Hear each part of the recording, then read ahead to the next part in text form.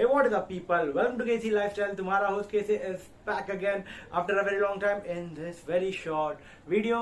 Okay, आज का video होने वाला है IPR के बारे में. मैं अपने IPR का एक महीने का इंटर्नशिप जो मैंने किया है एक लॉ फर्म के अंदर, वो आप लोगों से शेयर करने वाला हूँ. But before starting this video I would like to say that मैं थोड़ा सा थका हुआ हूँ क्योंकि लास्ट 2 दिन से मैं सो नहीं पाया था क्योंकि मेरा टेस्ट था. ऐसा नहीं कि मैं सोया नहीं हूँ, मैं सो के ही उठ रहा हूँ.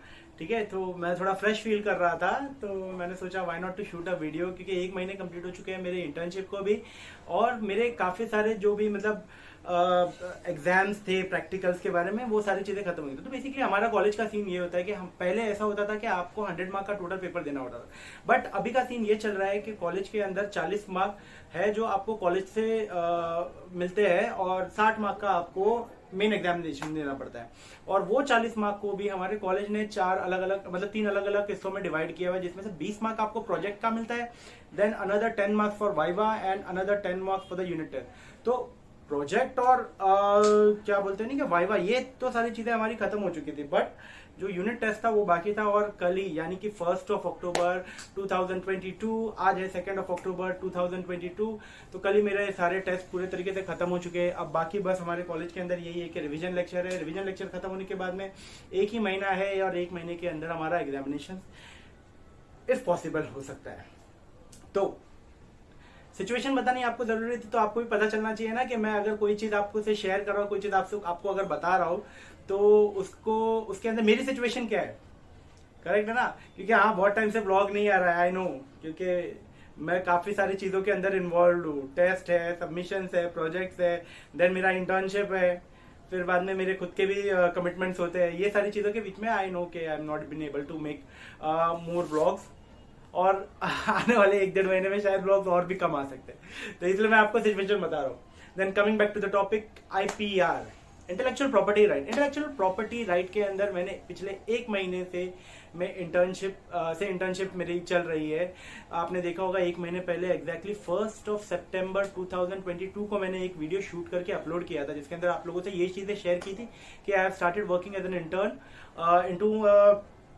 into a law firm which mainly deals into the intellectual property right. अब यहाँ पर जहाँ पर भी मैं काम कर रहा हूँ, यहाँ पर भी एक मेनली मैं जो हूँ वो ट्रेडमार्क और कॉपीराइट, ये 2 चीजों के अंदर ही ज्यादातर इन्वॉल्व हूँ. तो इंटेलेक्चुअल प्रॉपर्टी राइट क्या है? इंटेलेक्चुअल प्रॉपर्टी राइट अगर आप देखोगे तो ये 5 अलग वर्टिकल्स के अंदर डिवाइडेड है. पहला तो है आपका trademark, then it is patent, then it is copyright, and फिर उसके बाद में है डिजाइन है, और डिजाइन के बाद में आपका आता है ज्योग्राफिकल इंडिकेशन.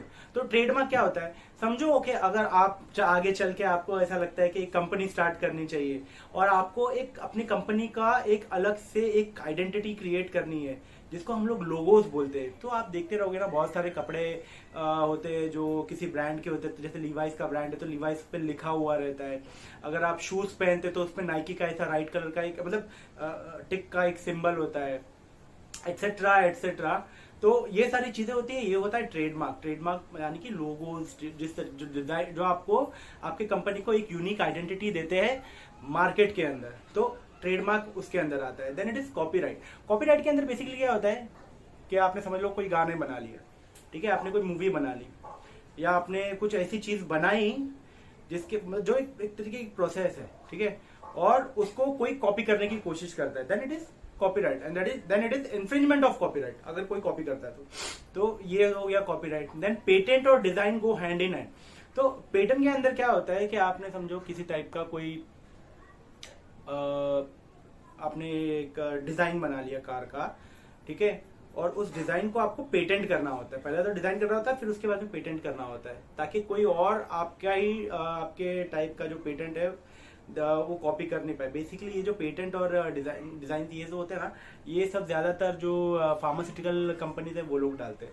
क्योंकि फार्मास्यूटिकल इंडस्ट्रीज क्या करती है, वो लोग रिसर्च करते हैं, रिसर्च में बहुत सारे पैसे इन्वेस्ट करते हैं, और इन्वेस्ट करने के बाद में जब उनकी दवाई आती है ना, तो दवाई के अंदर अलग अलग कॉम्बिनेशन रहते हैं, और उस कॉम्बिनेशन को वो लोग पेटेंट करवाते हैं. तो पेटेंट और डिजाइन बेसिकली इन चीजों में आता है. Then the last and the final one, that is geographical indication. हाँ, 5th हो गया, ठीक है. ज्योग्राफिकल इंडिकेशन क्या होता है?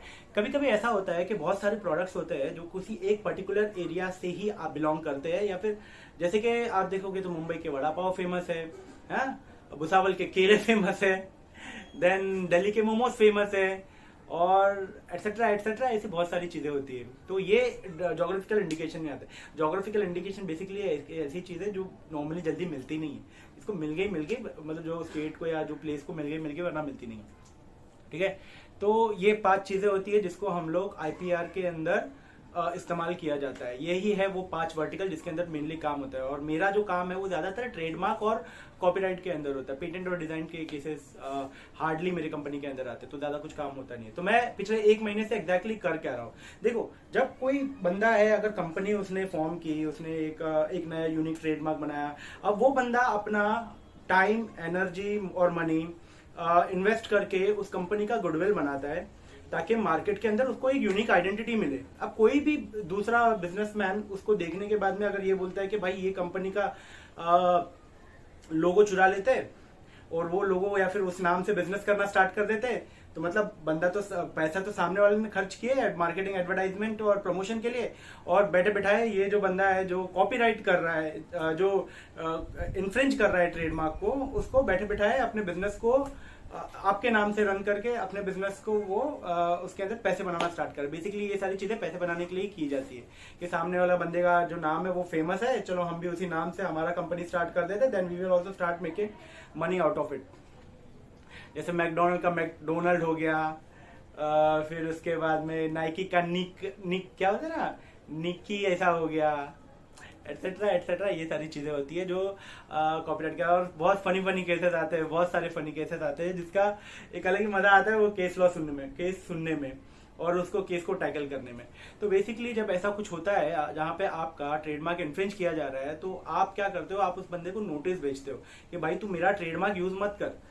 और ये ट्रेडमार्क अगर कोई सामने वाला आपकी इस राइट को अगर इन्फ्रिंज कर रहा है, तो ये आप उससे डैमेजेस तो क्लेम कर ही सकते हो, यानी कि आप पैसे तो उससे ले ही सकते हो, साथ में आप उसको क्रिमिनल केस भी उसके ऊपर बना सकते हो, जिसके अंदर वो सामने वाला 6 महीने या साल भर के लिए, मतलब 6 महीने का मैक्सिमम है, उतना भी देते नहीं है, उससे कम ही देते, उतने पनिशमेंट दिए जा सकते हैं और सामने वाला जेल के अंदर जा सकता है। बट इन दैट केस आपको डैमेजेस नहीं मिलते। फिर तो मैं नोटिस प्रिपेयर करता हूँ, मैं इन लोगों को भेजता हूँ अगर कोई कर रहा है ऐसा। तो फिर अगर कोई हमारे क्लाइंट के ऊपर ऐसा सब नोटिस आता है कि हमारा क्लाइंट अगर कुछ ये कर रहा है तो उसका रिबटल देना पड़ता है, तो वो रिबटल ऑफ नोटिस भी प्रिपेयर कर रहा हो। अगर समझो ये सारे प्रोसेस से भी अगर सामने वाला बंदा या फिर आप मान नहीं रहे हो और इस केस को आप आगे अगर बढ़ाना चाहते हो, देन ये सारी केसेस जो होते हैं ये नॉर्मल कोर्ट्स के अंदर नहीं डील की जाती है। बट एक टाइप का कोर्ट ही होता है, बट कोर्ट्स के अंदर नहीं डील की जाती। ये सारी चीजें जो है ये सब के लिए एक अलग जगह होती है जहाँ पे आपको जाना पड़ता है। बेसिकली ये सब के लिए ट्रेडमार्क रजिस्ट्री होती है, हर एक स्टेट की और हर एक डिस्ट्रिक्ट की एक ट्रेडमार्क रजिस्ट्री होती है, सिटी की ट्रेड। तो ये सब होती है हमारे। In case of us, I belong to Mumbai, तो मुंबई के अंदर ये ट्रेडमार्क रजिस्ट्री जो है ये वडाला के अंदर है, एंट ऑफ हिल जिसको बोलते हैं। तो हम लोग को वहां पर जाना पड़ता है। एक बेसिकली एक बिल्डिंग है जिसके ऊपर ट्रेडमार्क करके लिखा हुआ रहता है और उसके अंदर एक मैनेजर टाइप के क्या बोलते हैं ना, ये रहते हैं, रूम रहते हैं जहाँ पर एक बंदा जो कि रजिस्ट्रार होता है, रजिस्ट्रार को आप जज समझ लो, तो रजिस्ट्रार होता है और उसके सामने 2 एडवोकेट्स होते हैं। दोनों एडवोकेट्स अपने अपने क्लाइंट्स के बारे में बताते हैं, अपने अपने और सिचुएशन बताते हैं कि ये सिचुएशन चल रहा है। फिर हियरिंग होती है और हियरिंग के बाद जजमेंट पास किया जाता है। तो मैं क्या कर रहा हूँ, मैं नोटिस प्रिपेयर करता हूँ, सामने वाला नोटिस प्रिपेयर, अगर उन लोग को आगे और अपने प्रोसेस को बढ़ाना है, देन ट्रेडमार्क रजिस्ट्री के अंदर नोटिस ऑफ अपोजिशन भेजना पड़ता है, तो मैं वो प्रिपेयर करता हूँ। फिर उसके बाद में मैं काउंटर स्टेटमेंट ड्राफ्ट करता हूँ, जहाँ पे हम अगर मेरे क्लाइंट को अगर नोटिस ऑफ अपोजिशन किसी ने भेज दिया, तो इन रिटर्न तो मेरे को एक स्टेटमेंट ड्राफ्ट करना पड़ता है जिसको काउंटर स्टेटमेंट बोला जाता है। और काउंटर स्टेटमेंट ड्राफ्ट करने के बाद में अगर जो ऑपोजिशन है, ऑपोजिशन चाहे तो वो एविडेंस भी लगा सकती है under rule 45 of the trademark act. तो रूल 45 प्रिपेयर कर रहा हूँ, देन मैं रूल 46 प्रिपेयर कर रहा हूँ, डीड ऑफ असाइनमेंट प्रिपेयर कर रहा हूँ। डीड ऑफ असाइनमेंट ड्राफ्ट करना मतलब समझो कि आपके पास कोई ट्रेडमार्क है और आप फॉर XYZ रीजन आप उस ट्रेडमार्क को किसी और के नाम पे करना चाहते हो, मतलब इन रिटर्न ऑफ मनी, और आपका कोई भाई है या फ्रेंड है, मतलब थोड़ा बहुत तो आपको उसके अंदर कंसिडरेशन यानी कि पैसा तो दिखाना पड़ता है कि पैसे के एक्सचेंज में आपको कर रहे हो। तो ऐसा अगर कुछ होता है तो उसका एक अलग से एक एग्रीमेंट बनाया जाता है जिसको हम लोग डीड ऑफ असाइनमेंट बोलते हैं। तो मैं वो प्रिपेयर कर रहा हूँ। Then I am preparing agreements prepare कर रहा हूँ, फिर बहुत सारे एफिडेविट्स प्रिपेयर कर रहा हूँ। एफिडेविट्स तो मैं पहले भी कर रहा हूँ, तो ये चीज़ें मैं प्रिपेयर कर रहा हूँ। देन ज़रूरी नहीं कि आपका जो केस है वो ट्रेडमार्क के रजिस्ट्री के लेवल पे ही जाकर वहाँ पर ही जाके मतलब हियरिंग हो जाए। आप इस चीज़ को अपील भी कर सकते हो आगे, तो हाई कोर्ट के अंदर अपील होती है। तो हाई कोर्ट के अंदर भी मैं क्या बोलते हैं ना, केसेस फाइल कर रहा हूँ।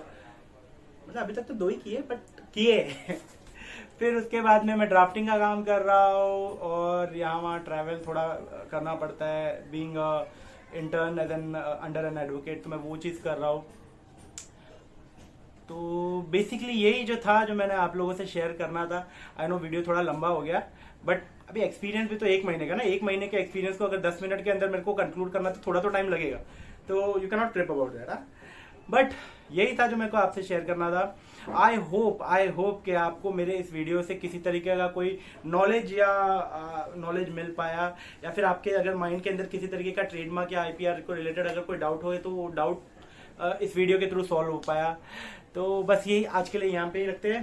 If you like this video give it a big fat thumbs up, यानी कि आप मेरे वीडियो को लाइक कर सकते हो। If you like this video give it a big fat thumbs up. नए हो तो you can subscribe to my channel.